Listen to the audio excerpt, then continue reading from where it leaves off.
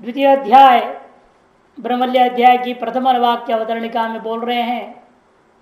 संहितादि विषयानि कर्मभिर अविरुद्धानि उपासनानि उक्तानि। संहितादि जो विषय को जो कर्म के अविरुद्ध हैं उन उपासनाओं को प्रथम अध्याय में कह दिया गया। उसके साथ साथ अपर ब्रह्म फल देने वाले उपासना हिरण्यगर्भ उपासना अनंतरंच पहले अध्याय की 5वीं और 6वीं अनुवाक में अंतस्सोपाधिक आत्मदर्शनम उक्तम व्यार्थी द्वारेण स्वराज्य फलम। और हृदय रूपी अंत मने हृदय रूप में ध्येयभूता जो सोपाधिक आत्मा है हिरण्यगर्भ है उसका दर्शन मने उपासना कर दिया गया। और वहीं 1-6-2 में व्याहृति पूर्व स्व के माध्यम से स्वराज्य फल प्राप्ति तक का विवरण कर दिया गया है। न चेतावता अशेषत संसार बीजस्य उपमर्दनमस्ति तो अशेषोपद्रव बीजस्य अज्ञान से निवृत्त्यर्थम विधुत सर्वोपाधि विशेषात्म दर्शनार्थम इदम आरभ्यते ब्रह्मविदाप्नोति परम इत्यादि। लेकिन एतावता जितनी उपासनाएं बताई गई अपर ब्रह्म तक की प्राप्ति का और ओम रूपी साधन बता दिया था पर ब्रह्म प्राप्ति का भी कह करके, लेकिन इन उपासनाएं जितनी भी हो बताए गए हैं उतने से अशेषत संसार बीजस्य संसार का बीज क्या है अविद्या ज्ञान का पूर्ण रूपेण उपमर्दनम न च अस्ति उनका नाश होना संभव नहीं है। तो जितनी भी उपासना कर लो जैसी भी उपासना कर लो किसी भी देवता का कर लो तो भी अविद्या का नाश तो हो नहीं सकता। अतः इसी वजह से क्या करना पड़ेगा अशेष उपद्रव बीज से ज्ञान से समस्त उपद्रव दुखों का बीजभूता कारणभूता अज्ञान का निवृत्ति अर्थम अज्ञान की निवृत्ति के लिए विधूत सर्वोपाधि विशेषात्म दर्शनार्थम समस्त उपाधि विशेषों के रहित जो विशुद्ध आत्मा निर्गुण निराकार निरुपाधिक आत्मा है उस आत्मा का दर्शन कथन करना चाहिए। उसके लिए अब आरंभ किया जा रहा है ब्रह्मविदाप्नोति परम इत्यादि मंत्र। प्रयोजन ब्रह्म विद्या अविद्या निवृत्ति तथा आत्यंतिक संसार अभाव। क्योंकि इस ब्रह्म विद्या का प्रयोजन क्या है अविद्या की निवृत्ति। अविद्या की निवृत्ति होने से क्या होगा आत्यंतिक संसार का अभाव हो जाएगा। क्योंकि सुषुप्ति में भी संसार का अभाव रहता है लेकिन वो आत्यंतिक नहीं है, कुछ समय के लिए थोड़ी देर के लिए तात्कालिक हुआ, आत्यंतिक नहीं था। अतः यह विशेषण भाष्यकार ने आत्यंतिक संसार अभाव कह दिया। वक्षति च यह बात आगे जाकर स्पष्ट करने वाले भी है। विद्वान न विवेद कुतश्चन इति विद्वान न विवेद कुतश्चन इति विद्वान जो किसी से भी भयभीत नहीं होता। दैत्री दोनों एक में संसार निमित्ते सदी अभयम प्रश्रामित अनुपन्न और संसार का निमित्त भूता ज्ञान अविद्या का रहते हुए अभयम प्रश्रामित जो आगे कहने वाले हैं 2 साथ 1 में वह भी हो नहीं सकता है। कृताकृत पुण्य पाप न तपता इति च जो 2 1 में कहने वाले हैं जो कृत और अकृत को लेकर के पुण्य और पाप है वो वह भी उसको सताते नहीं है, तपाते नहीं, कष्ट नहीं देते हैं। ये जो स्थितियों का वर्णन किया गया मोक्ष का वह संसार का निमित्त ज्ञान का रहते हुए संभव नहीं है, उपपन्न नहीं हो सकता। अतः अवगम्यते अस्माद् विज्ञानात् सर्वात्म ब्रह्म विषयाद आत्यंतिक संसाराभाव इति। इसलिए यह अनुभव में आता है और निश्चय किया जाता है अस्माद् विज्ञानात् इस विज्ञान से अस्माद् विज्ञानात् सर्वात्म ब्रह्म विषयात जो कैसा है वो यह विज्ञान कहते सर्वात्म ब्रह्म विषय है, सभी का आत्मा ही ब्रह्म है। एक विषय सर्व आत्मा सर्वेषाम उपाधिनाम आत्मा एव ब्रह्म इति सर्वात्म ब्रह्म तदेव विषयो यस्या सा विद्या ब्रह्म विद्या ऐसा है विषय जिसका उस प्रकार का यह जो है अस्मा जो इस विज्ञान है ब्रह्म ज्ञान है इससे आत्यंतिक संसार अभाव आत्यंतिक संसार का भाव अवश्य होता है। स्वयं एवं जो प्रयोजन माह और स्वयं शुरू करते वक्त इस पहले अनुवाक का मंगलाचरण के बाद पहले अनुवाद का एकदम आरंभ में प्रयोजन कहा जा रहा है। क्या प्रयोजन है? ब्रह्म विद्या प्रोति परम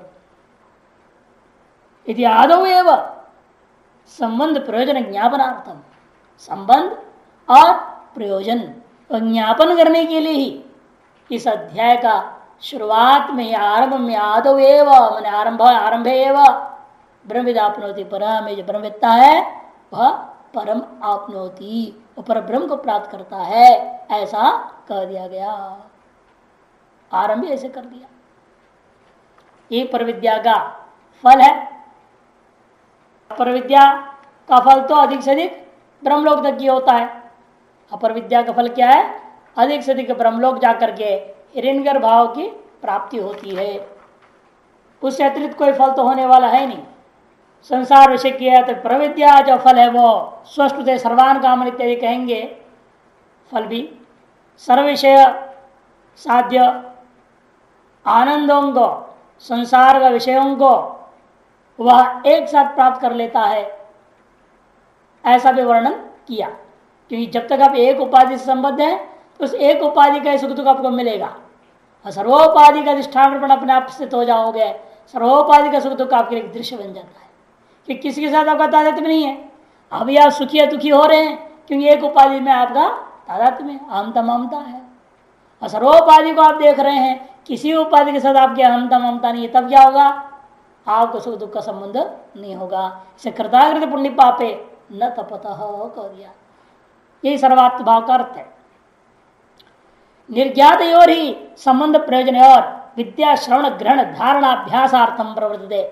जब यह व्यक्ति तभी प्रवृत्त होता है जब उसको संबंध और प्रयोजन ज्ञात होने पर, निर्ज्ञात बोल दिया है ना, निश्चय कर लिया पक्का भाई इसका यह प्रयोजन है, इस ब्रह्म विद्या का, और इस ब्रह्म विद्या के इस ग्रंथ से प्रतिपादित भाव का संबंध है।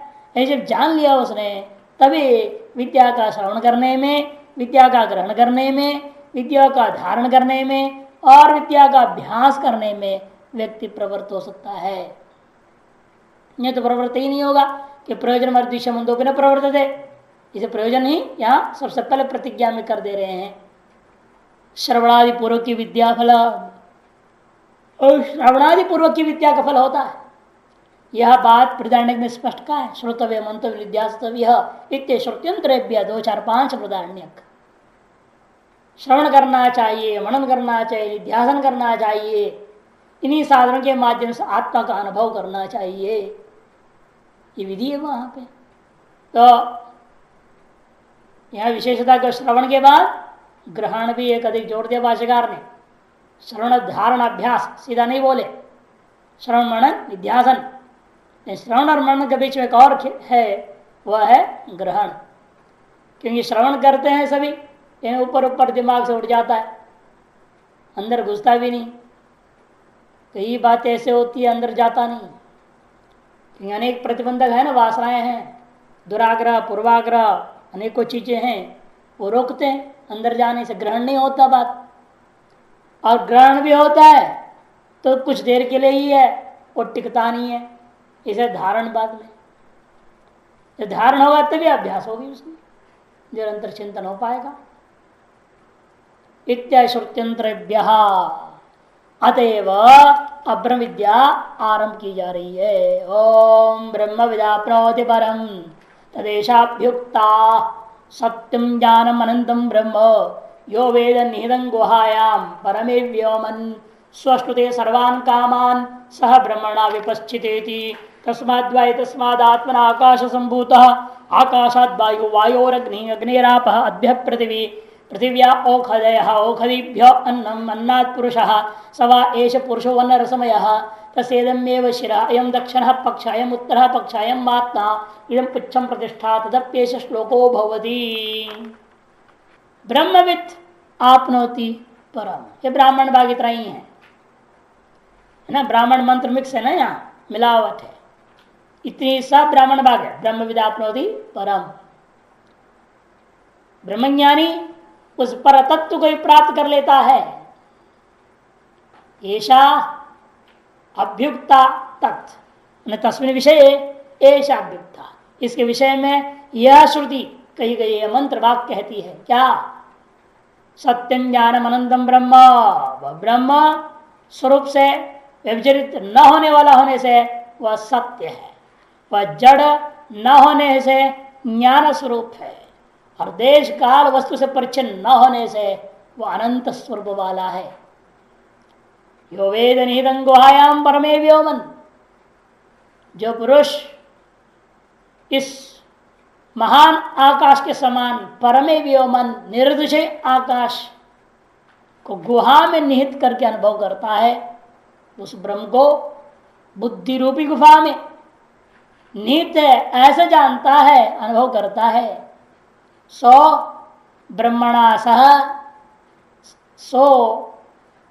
सह सर्वान कामान अश्नुते विपश्चिता इति, वह निश्चित रूपेण विपश्चिता ब्रह्मणा, विपश्चिता मैंने सर्वज्ञ ब्रह्म रूप से अभेद रूपता को प्राप्त करने के कारण से सर्वान कामान अश्नुते, संपूर्ण भोगों को एक साथ प्राप्त कर लेता है, क्योंकि वह अधिष्ठान के साथ एक हो गया ना, और अधिष्ठान में सारा संसारी कल्पित है, संसार का सारा भोग आपको प्राप्त हो जाएगा।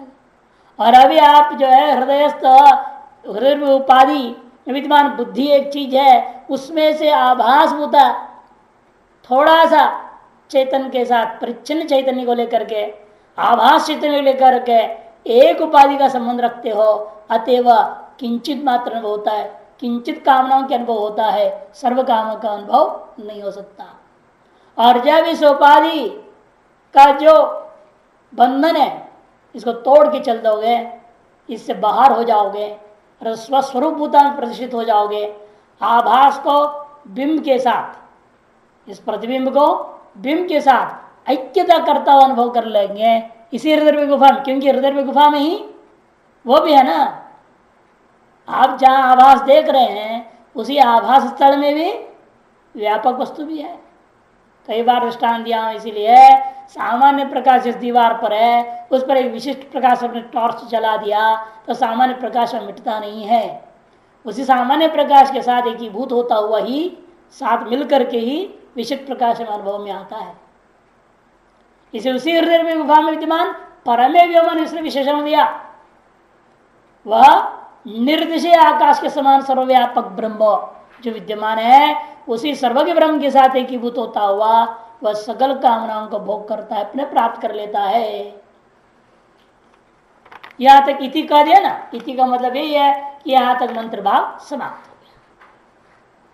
वहां पहले ब्रह्मविदापनोति परम, उसके बाद मंत्र भाग शुरू किया तदेशाभ्युक्ता, और यहां तक मंत्र भाग हो गया, फिर ब्राह्मण भाग शुरू होता है।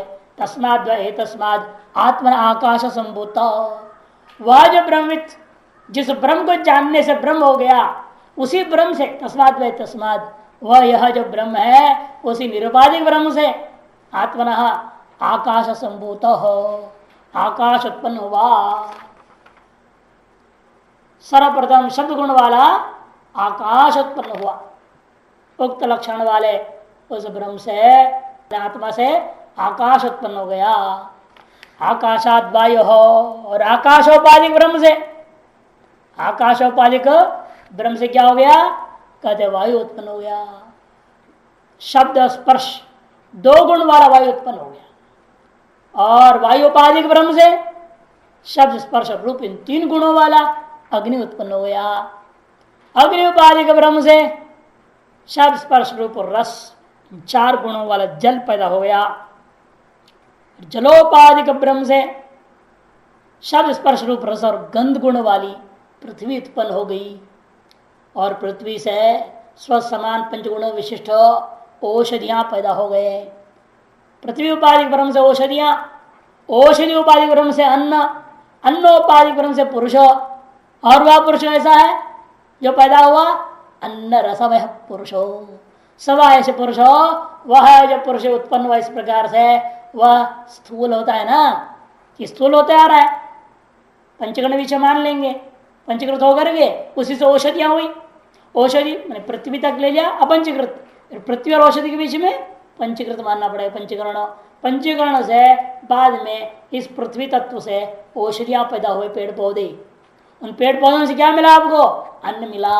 और अन्न को खाए तो क्या हुआ? यह स्थूल शरीर पैदा हो गया। ये स्थूल शरीर भी चिड़िया के समान चिड़िया है समझो। इसके भी दो पंख है, पूंछ है, धड़ है। वही तस्दमेव शिरः। जैसे पक्षी में क्या है? खोपड़ी होता है, सर का हिस्सा, पूंछ होता है, दो पंख होता है और बीच का धड़ होता है। ये 5 है आइटम। सिर, पूंछ, दो पंख, 4, बीच का धड़। अब इसकी उपमा में ये पक्षी के समान, पक्षी है ना, चिड़िया के समान चिड़िया। बोलते हैं चिड़िया उड़ गया, चिड़िया उड़ गया। एक भजन ही गया लोगों ने, उड़ रहा है हंस मेरा उड़ रहा, युगों युगों से उड़ रहा है हंस मेरा, युग युगों से चले आ रहा है। मैंने अभी तक मुक्त ही नहीं हो पाया है, अभी तक मुक्त नहीं हो पाया, चक्कर में फंसा पड़ा, उड़ते जा रहा, उड़ते जा रहा। अभी हंस ही है ना, अभी परमहंस हो नहीं पाया। हंस विवेक तो कर रहा है, इसके आगे की सीढ़ी नहीं है, वैराग्य नहीं टिक पाया। हंस है किंतु परमहंस नहीं हुआ। जब वैराग्य हो जाएगा वो परमहंस कोठी में आ जाएगा। विवेक वैराग्य से युक्त होता है तो स्वतः ही अन्य जो षट संपत्ति भी पहुंच जाएगा और मोक्षत्व भी टिक जाएगा। सबका जड़ यही दो है, विवेक और वैराग्य। ज्ञान और वैराग्य ही बूढ़े हो गए, भक्ति जवान थी, ऐसे कहानी से शुरू होता है भागवत में भी। यही जर्जरीभूत है सभी के अंदर।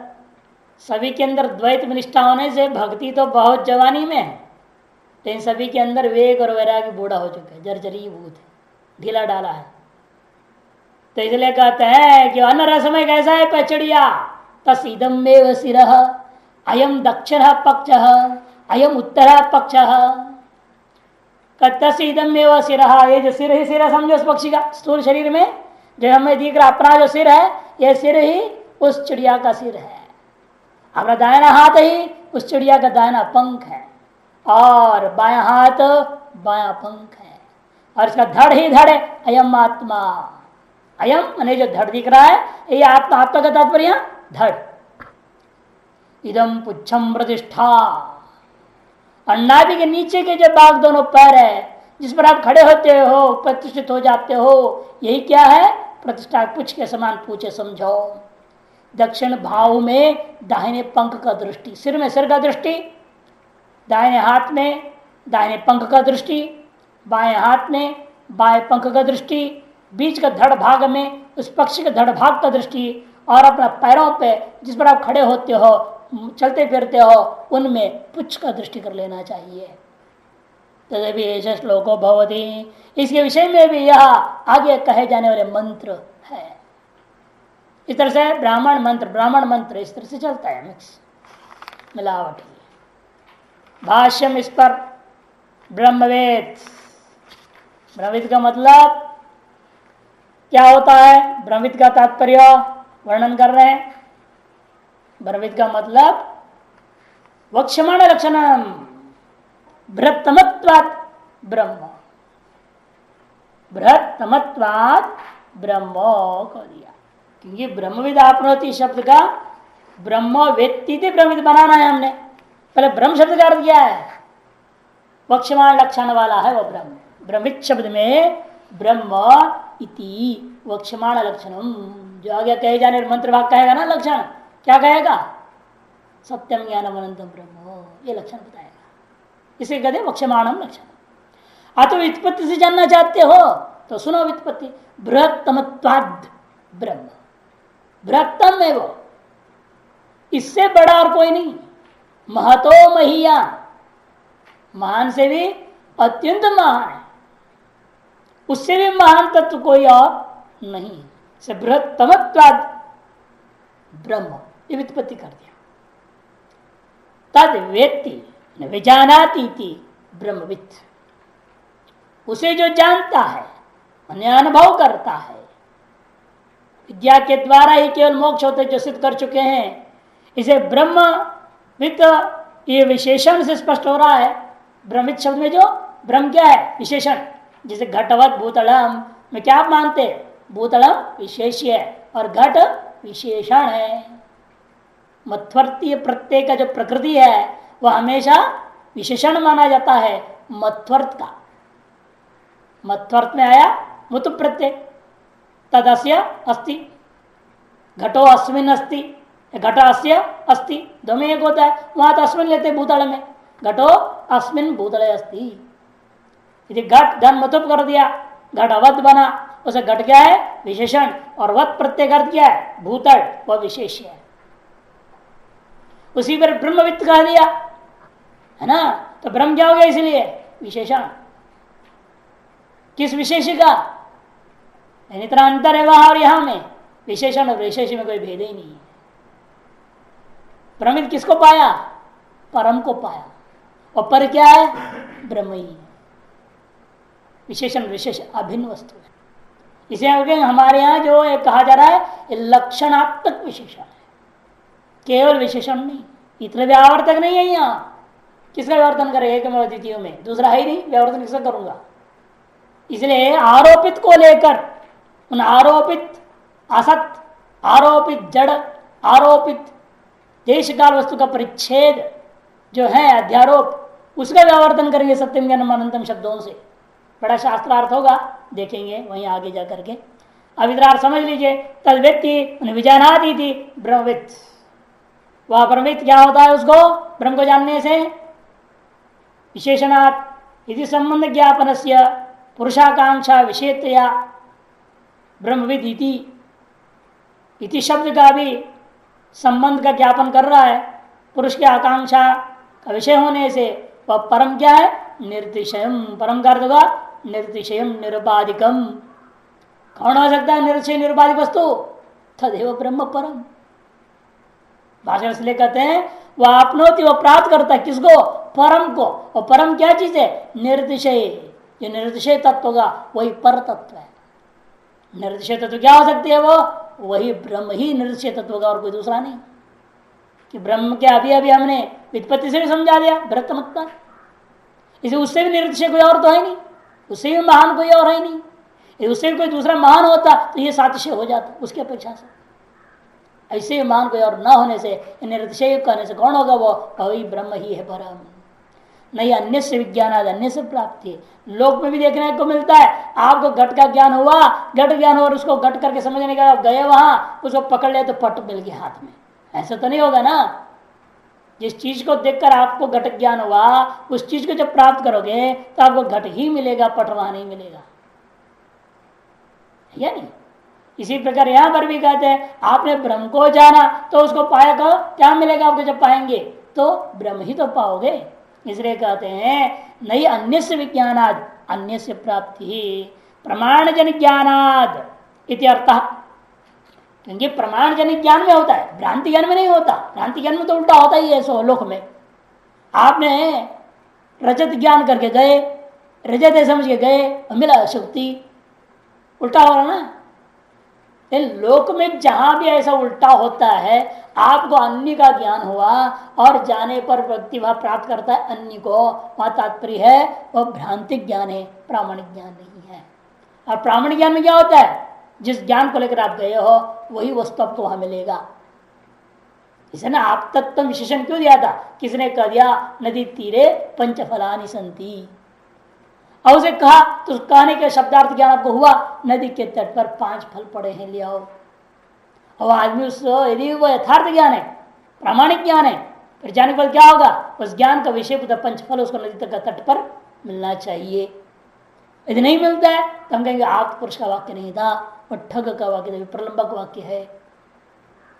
ये तो कहा ना शास्त्र में, सिद्धांत। इसलिए कहते यहां पर भी नियम यही है, यदि प्रामाणिक ज्ञान है, यथार्थ ज्ञान है, तो जिस वस्तु का आपने ज्ञान पाया है, जब वहां जाओगे किसी प्रकार से प्राप्त करने का मतलब ये होता है आपको वही वस्तु मिलेगा जो आपका ज्ञान का विषय था। अन्य का विज्ञान हो और अन्य की प्राप्ति हो, ऐसा कभी हो नहीं सकता। ये तो भ्रम स्थलों में ही केवल होता है।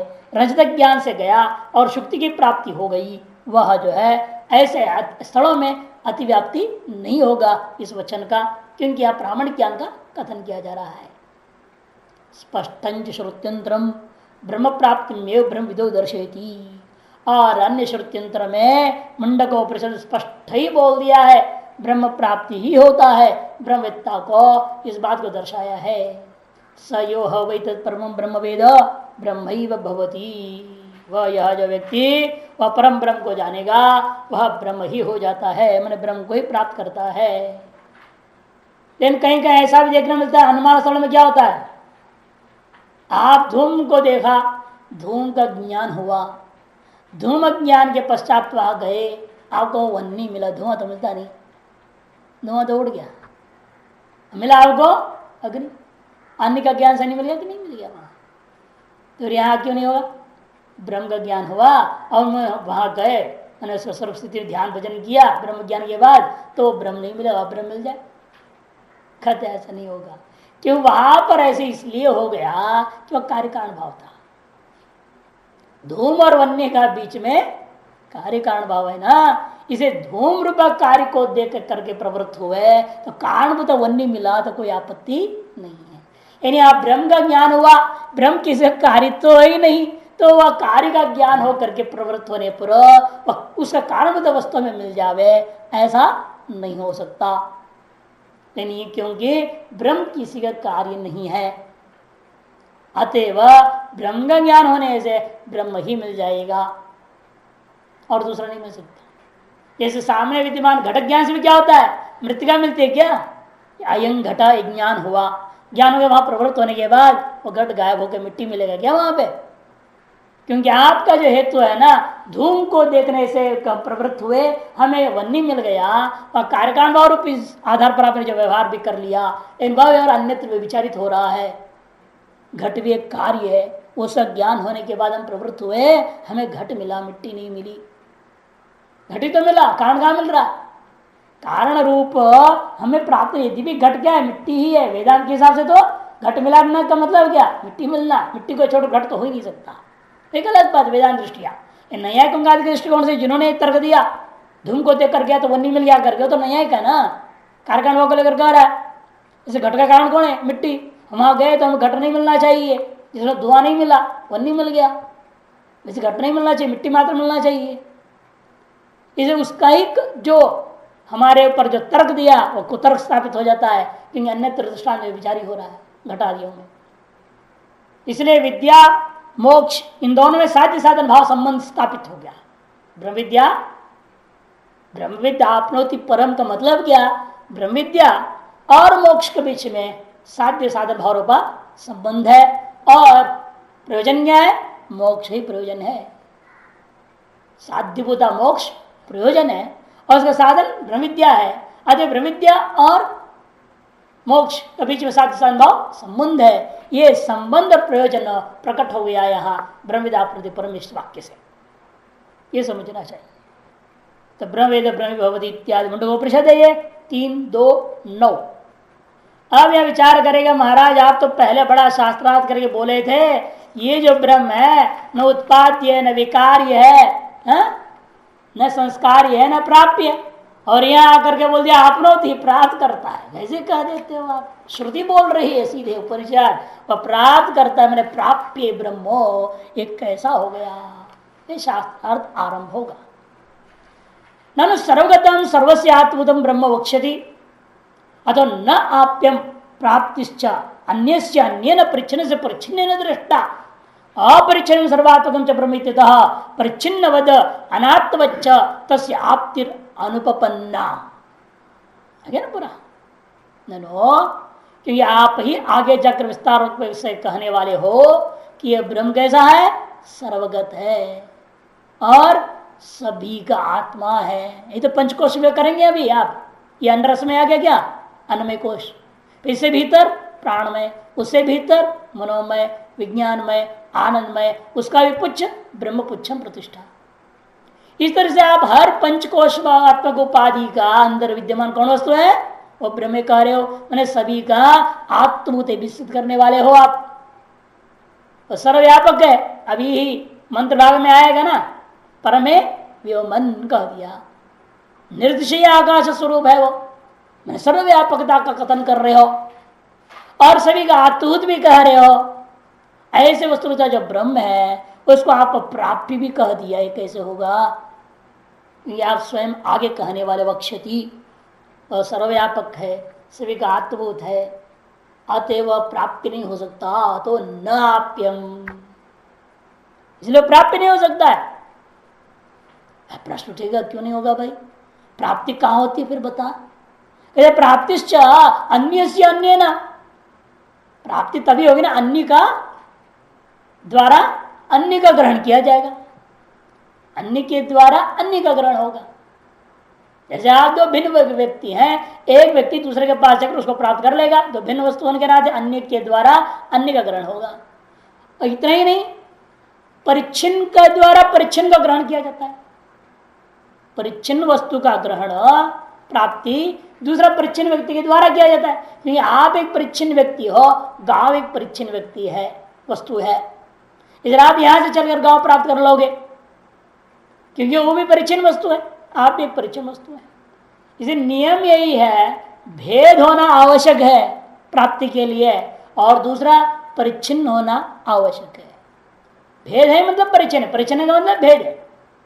आप परिच्छिन्न में तो भेद हो नहीं सकता, किसी दूसरे परिच्छिन्न पदार्थ द्वारा ही उससे भिन्न किसी अन्य परिच्छिन्न पदार्थ को प्राप्ति देखी गई है, यही संसार में देखने को मिला। किंतु ब्रह्म कैसा है आपका? अपरिच्छिन्न सर्वात्मकम च ब्रह्म, और आपका जो ब्रह्म है अपरिच्छिन्न सर्वात्मक है। इत्यतः परिच्छिन्नवत् अनात्मच्च, परिच्छिन्न वस्तु के समान अनात्म वस्तु के समान तस्य आपत्ति अनुपन्ना, ब्रह्म की प्राप्ति कथन जो किया आपने ये बिल्कुल उचित नहीं है। चलो सिद्धांत पक्ष एक तरह से पूर्व पक्ष, इन बोलने की शैली में हम लोग जहाँ निषेध कर रहे हैं वो अलग दृष्टिकोण से निषेध करते हैं, वो जो निषेध करता है वो अलग ढंग से बोल रहा है। हम कह दिया ब्रह्म प्राप्ति नहीं, मोक्ष प्राप्ति नहीं, हम किस दृष्टिकोण से कह रहे हैं वहां पर वो समझना चाहिए। और पूर्व पक्षी किस दृष्टिकोण से कह रहा है प्राप्ति नहीं है, वो अलग बात है। पूर्व पक्षी का दृष्टिकोण में उपाधियों को लेकर के है या निरुपाधि को लेकर के है, प्रश्न उठेगा ना। यदि निरुपाधिक दृष्टि से कह रहा है तो हमारा और उसका मत कोई विरोधी नहीं, वो तो पूर्व पक्ष है नहीं, फिर तो सिद्धांत है, क्योंकि निरुपाधिक दृष्टिकोण से ब्रह्म की प्राप्ति नहीं है, सोपाधिक दृष्टिकोण से ब्रह्म प्राप्ति है। अज्ञान अवस्था में जो आपके अंदर अपनी परिच्छिन्न भाव है, इस भाव का निवृत्ति पूर्वक अपरिच्छिन्न भाव की प्राप्ति को लेकर के कह दिया जा रहा है प्राप्ति। इसीलिए प्रश्न जो डाल रहा है, शंका जो उठाया है, और किस दृष्टिकोण से उस पर निर्भर होता है। इसे कहते हैं नायम दोष, ये कोई दोष हमारे मत पे नहीं आ सकता कि हमारे ब्रह्म प्राप्ति भी है और अप्राप्ति भी है। दृष्टि पर निर्भर है, आप किस दृष्टिकोण से कथन कर रहे हैं आप, ये नहीं है। पूरा वेदांत में ही ऐसा मामला है ना, दोनों विरुद्ध बातें चलती है, निरुक्त भी है वो, अनिरुक्त भी है। निरुक्तंच निरुक्तंच निलयनंच निलयनंच, इसी तैतृ प्रश्न में आएगा। निर्वचनीय भी है वो और अनिर्वचनीय भी है वो। अध्यारोप का अपवाद करने के लिए निर्वचनीय हो जाता है, और जब अध्यारोप ही नहीं मानोगे तो जगत उत्पन्न ही नहीं हुआ, फिर निर्वचन किसका करना है? अनिर्वचनीय है। वह जगत को मान रहे हो जिसका अधिष्ठान निलयन है, वो ये जगत है दिख रहा है आपको, फिर तो इसका अधिष्ठान रूपेण वह ब्रह्म निलयन भी है।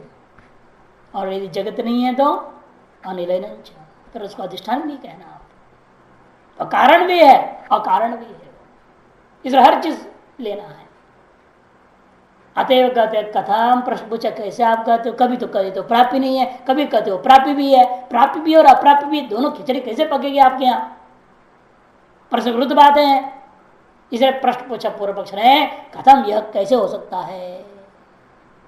तो जवाब देते हैं, क्योंकि आनंदगिरी का अवतरण का स्पष्ट इसलिए कर दे रहे हैं, आपनोति शब्द से औपचारिकम अर्थम दर्शयितुम, जहां प्राप्नोति कहेंगे वो औपचारिक कथन होता है, पारमार्थिक दृष्टिकोण से नहीं।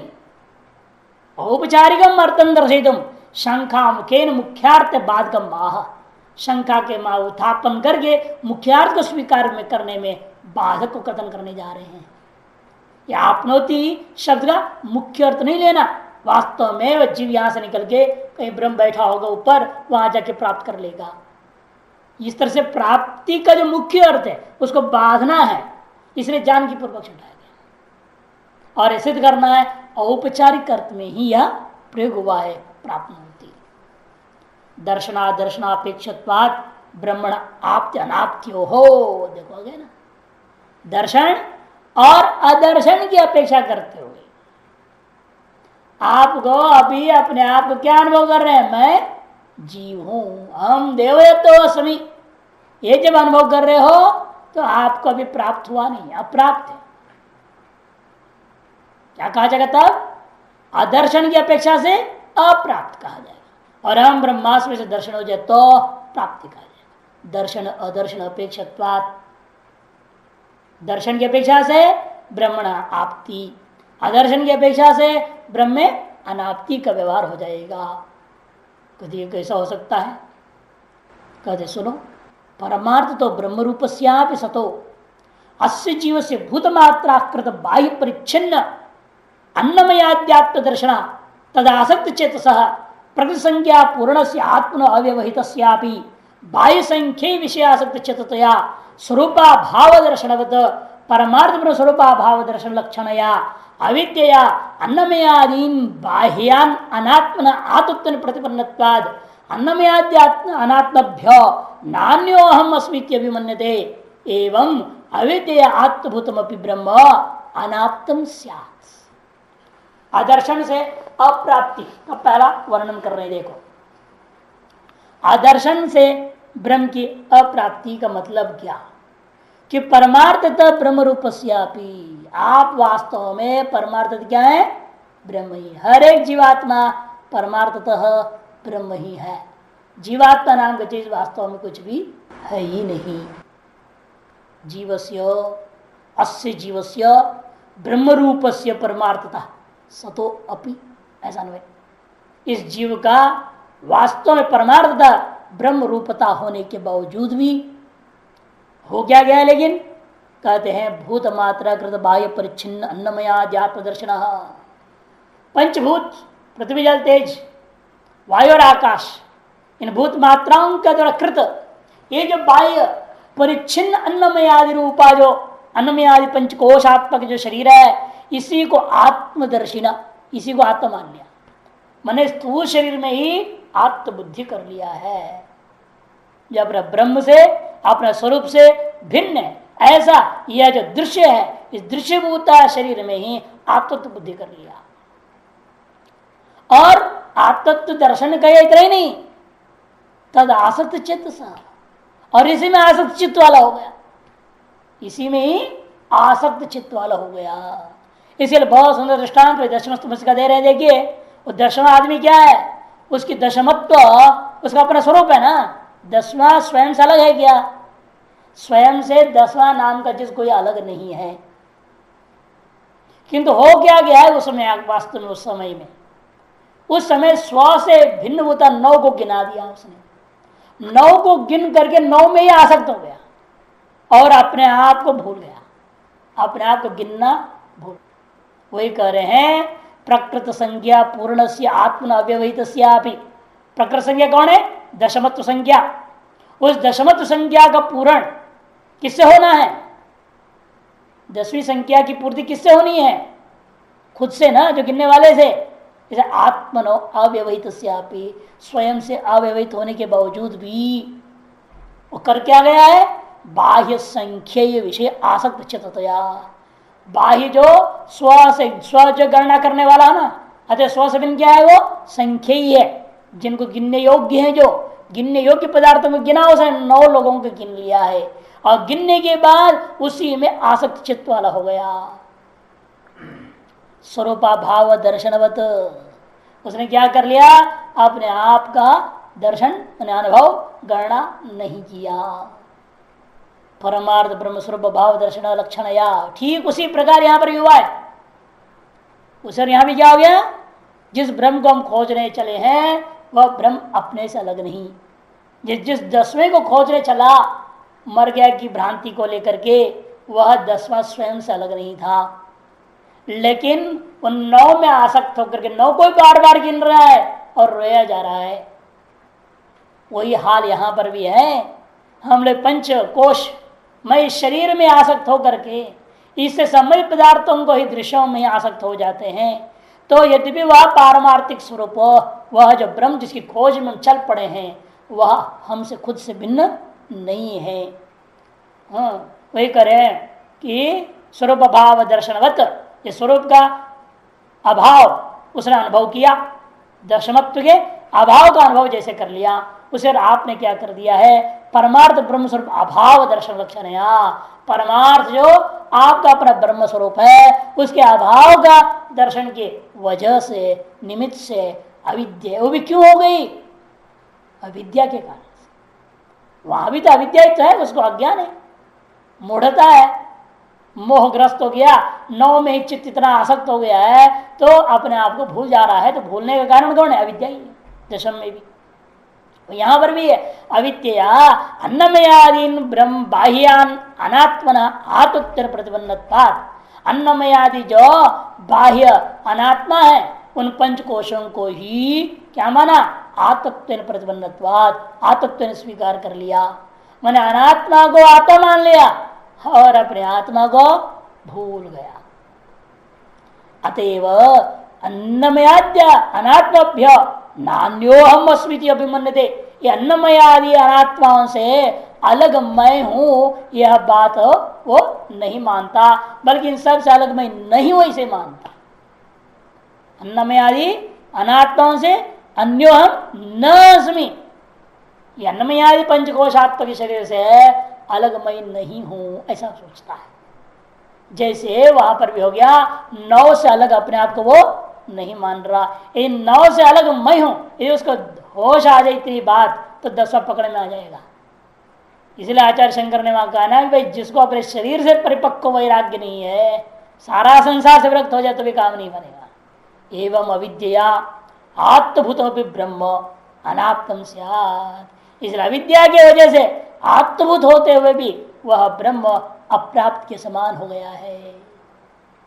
तस्यैवं अविद्या अनाप्त ब्रह्म स्वरूपस्य, ऐसा वह यह जो इस प्रकार का एवं अविद्या के माध्यम से अनाप्त ब्रह्म स्वरूप से तस्य प्रकृति संज्ञा पूर्ण से आत्मन विद्या अनाप्त सदा केनचित स्मारित पुनः, देखो ना किसी के द्वारा स्मरण करा दिया गया। वहां भी कोई कारुणिक आचार्य आ गया, कोई परम पुरुष बड़ा दयालु आ गया और कहा अरे भाई तुम ही 10वें हो, बड़ी युक्ति से समझाया। सीधा कहते तो मानता नहीं, क्योंकि उसको भी 9 में आसक्ति हो रखा है, 9 कोई दिख रहा है उसको बड़ा युक्ति से समझाना पड़ा। भाई देखो तुम 9 गिन रहे हो ना, उसे पूछना पड़ेगा भाई तुमने 9वीं है, 10वां मर गया तुम बोल रहे हो, है ना।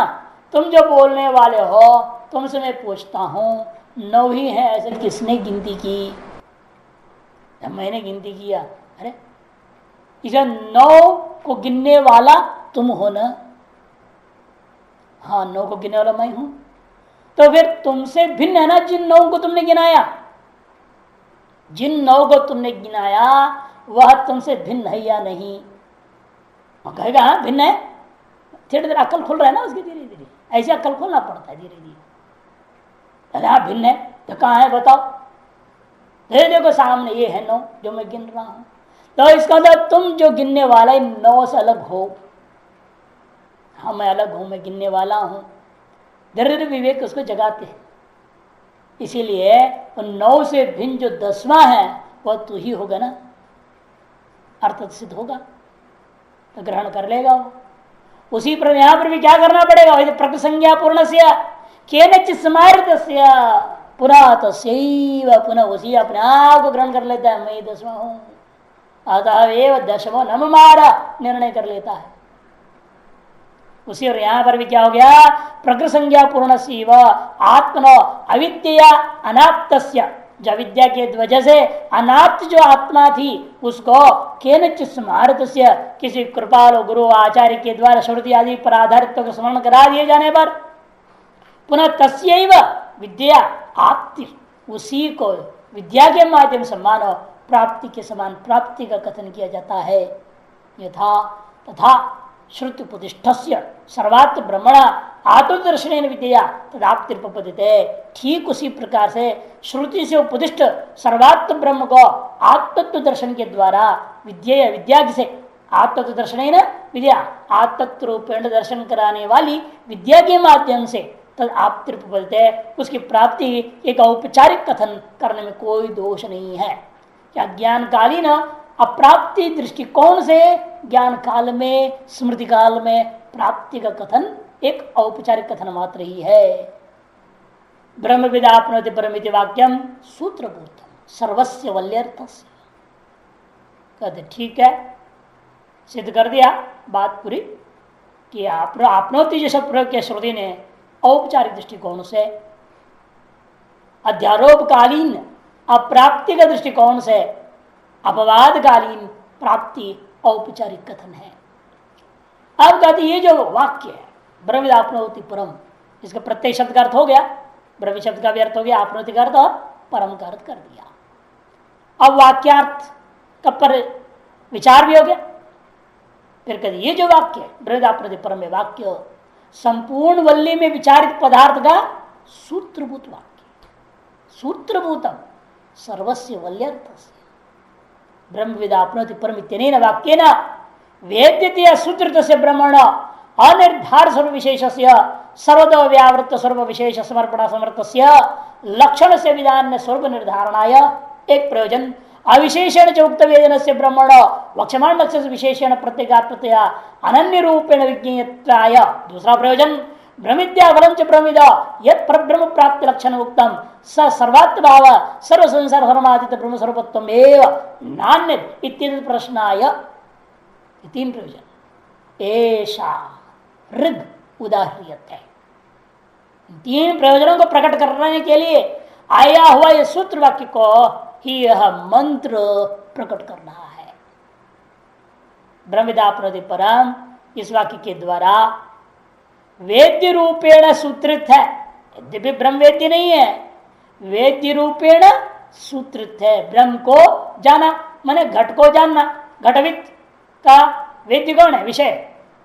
आप घटवेत्ता है, आपको घट ज्ञान हुआ है, तो उस घट ज्ञान का विषय कौन हुआ? घट, अच्छा घट वेद्य। उसी प्रकार से आप ब्रह्मवेत्ता है माने ब्रह्म ज्ञान आपको हुआ, तो ब्रह्म ज्ञान का विषय ब्रह्म वेद्य है ना। से वेद्य रूपेण सूत्रित जो ब्रह्म जिसका अनिर्धार सर्व विशेष, अज्ञान काल में जिसका सर्व विशेष अभी निर्धारित नहीं है, अनिर्धारित सर्व विशेष सर्वतो व्यावृत्त सर्व विशेष समर्पण समर्थस्य, और कैसा है वो? सर्वतो जिसके विशेष रूप का निश्चय नहीं किया जा सका है और ये संपूर्ण वस्तुओं से पृथक विशेष रूप का ज्ञान कराने में समर्थ भी है। सर्वतो व्यावृत न सकल उपाधियों से रहित सर्व विशेष का समर्पण समर्थस्य, सर्व विशेष को विशेष रूप का बोध कराना ज्ञापन कराने में समर्थ भी है। ऐसा ब्रह्मण लक्षण से विधानेन, लक्षण का कथन के द्वारा स्वरूप निर्धारणाय, स्वरूप निर्धारण करने के लिए अंतिम भाग से जोड़ो, ऐसा ऋग उदाहरियते, यह मंत्र भाग का पाठ हो रहा है। तदेशा अभ्युक्ता सत्यम ज्ञानम ब्रह्म इत्यादि ऋचा आरंभ हो रहा है। एक पहला प्रयोजन यह है, अनिर्धार स्वरूप विशेष में स्वरूप निर्धारण करना रूप प्रयोजन को लेकर के लक्षण वाक्य आरंभ हुआ है, जिससे कि सर्वतो व्यावृत सर्व विशेष समर्पण समय समर्थ स्वयं में है वो, यद्यपि स्वयं ही स्वप्रकाश होने के नाते सकल उपाधियों से व्यावृत अपना जो निज स्वप्रकाश स्वरूप का सर्व विशेष को समर्पण करने में बोध कराने में समर्थ है वो, होते हुए भी आप ही के द्वारा आरोपित, जैसे सूर्य है सकल बादल आदियों से व्यावृत, आवरण से व्यावृत होकर स्वयं को प्रकाशित कर लेने समर्थ है या नहीं? वो किस प्रकाश है? बादल को कौन हटाता है? वो खुद ही हटा लेता है, जब चाहता वर्षा कर देता है, वो हटा दिया उसको। या तो स्वाधीन वायु को आदेश देता है, चल वायु इसको उठा ले जाए, यहां से वायु लेके भगा देता है उसको। सूर्य से की प्रेरणा है ना, सूर्य ही सभी के बुद्धि को प्रेरणा देते हैं। इसलिए आप गायत्री मंत्र में क्या बोलते हो? तत्सवितुर्वरेण्यम भर्गो देवस्य धीमहि धियो यो न प्रचोदयात्, यो न धियः प्रचोदयात्, जो हम सब के बुद्धि को प्रेरणा देता है। वह हिरण्यगर्भ, वही आदित्य मंडलस्थ पुरुष है, वही वायु को प्रेरणा देता है बादल को हटाओ, वही बादल के अभिमानी देवता पर्जन्य को आदेश देता है बरसो, बरस जाता है बादल। ये भी समर्थ है वो, फिर भी असमर्थ समान भाषित होता है। कई बार दिन भर बादल रहता है और सूर्य दिखता ही नहीं। उसी प्रकार यहाँ पर भी अनेकों जन्मों से अविद्या रूपी बादल घेरा हुआ है और स्वयं समर्थ होते हुए भी वह अप्रकाशित के समान, स्वरूप अनिर्धारित के समान हो गया है। उसका निर्धारण करने के लिए ही लक्षण के माध्यम से, लक्षण का विधान के माध्यम से, कथन के माध्यम से स्वरूप का निर्धारण करना ही पहला प्रयोजन है इस मंत्र भाग का। दूसरा प्रयोजन क्या है? अविशेषेण उक्त वेदन से ब्रह्मण वक्षमाण लक्षण से विशेषेण प्रत्यगात्मतया अनन्य रूपेण विज्ञेयत्वाय। सामान्य रूपेण, अविशेषण माने सामान्य रूपेण उक्त वेदन से, उक्त ब्रह्म ज्ञान का, सामान्य रूपेण उक्त ब्रह्म ज्ञान का, जिसकी ज्ञान का सामान्य रूप से वर्णन किया जा चुका है, उसी का, उसी ब्रह्म का वक्षमाण लक्षण से विशेषेण, आगे कहे जाने वाले लक्षण विशेष के द्वारा, उस आगे कहे जाने वाले लक्षणों से युक्त ब्रह्म को क्या करेंगे हम? विशेषेण प्रत्यगात्मतया अनन्य रूपेण। ये सब षष्ठ्यंत एक साथ, अविशेषेण वक्षमाण लक्षण से उक्त वेदन से ब्रह्मण, सामान्य रूपेण जिसका ज्ञान का कथन हो चुका है और इसका आगे लक्षण कहा जा सत्यानंद ब्रह्म, ऐसे उस ब्रह्म को आगे हम क्या कहना चाह रहे? मंत्र ये दिखाना चाहता है यही जीवात्मा है, भिन्न नहीं है। विशेष रूपेण क्या दिखाना चाह रहा है? अनन्य रूपेण, विशेषेण अनन्य रूपेण प्रत्यगात्मतया विज्ञेयत्वाय, विशेषतः इस प्रत्यगात्म रूपेण वह ब्रह्म का प्रत्यगात्म स्वरूपेण, और प्रत्यगात्म स्वरूप कैसा है? भिन्नत्व नहीं, अनन्य रूपेण अद्वैत रूप से बोध कराने के लिए विज्ञेयत्वाय ऐसा ऋगुदार्यते, ऐसा अन्वय कर देना। सब चतुर्थ्यंत के बाद में ऐसा ऋगुदार्यते अन्वय। पहला प्रयोजन ब्रह्म का स्वरूप जिसका निर्धारण नहीं है अभी तक, उसका निर्धारण करना ये मंत्र का, और दूसरा इस ब्रह्म को ही जीव के साथ अभेद बोध कराना, ये दूसरा फल है।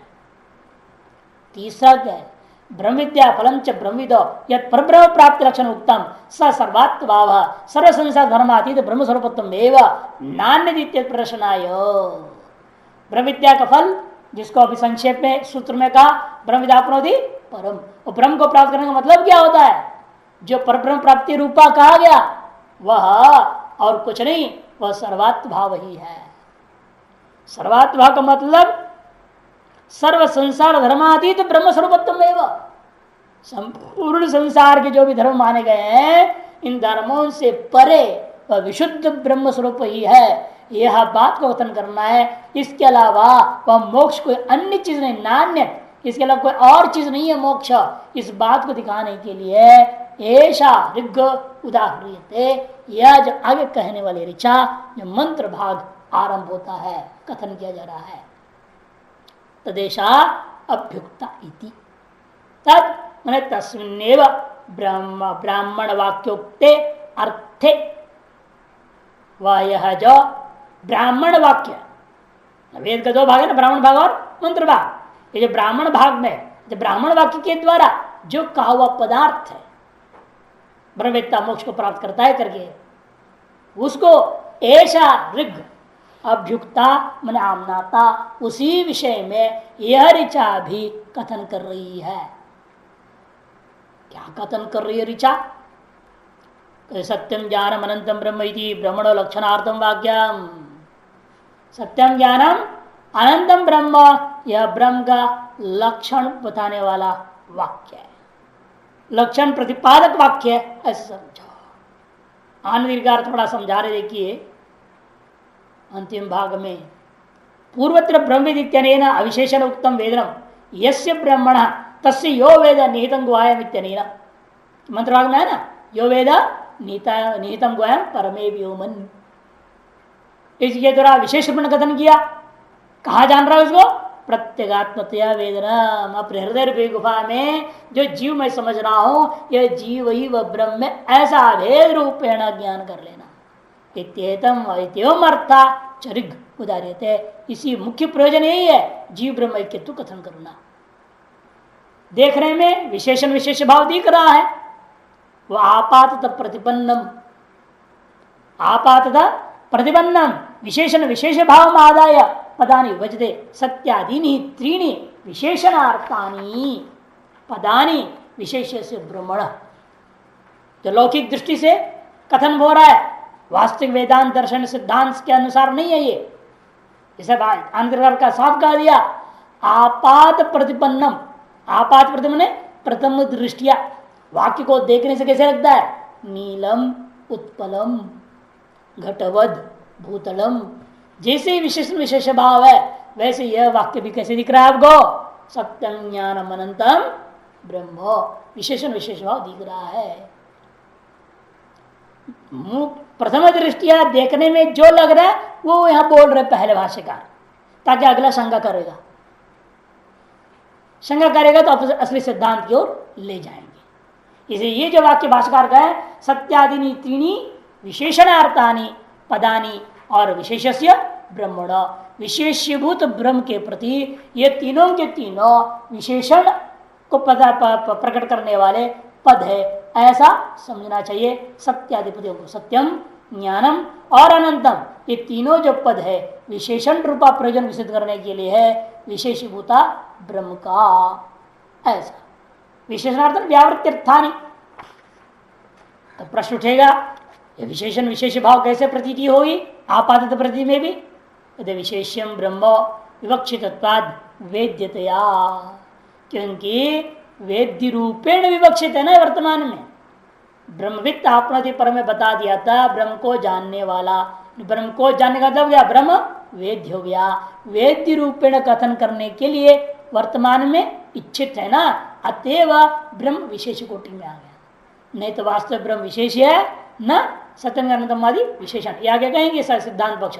शुरू में आपात कथन हो रहा है, ये कदे वेद्य रूपेण विवक्षित होने से, वेदितया विवक्षित ब्रह्म विशेषण, विशेषण विशेषत्वा देव सत्यादिनी एक विभक्तितानि पदानि समानाधिकरणानि च, जिसलिए इनमें विशेषण विशेष भाव है, अतएव सत्यादि पदों में एक विभक्तित्व, वो भी सब प्रथम एक वचनांत है, ब्रह्म भी प्रथमा का एक वचनांत है।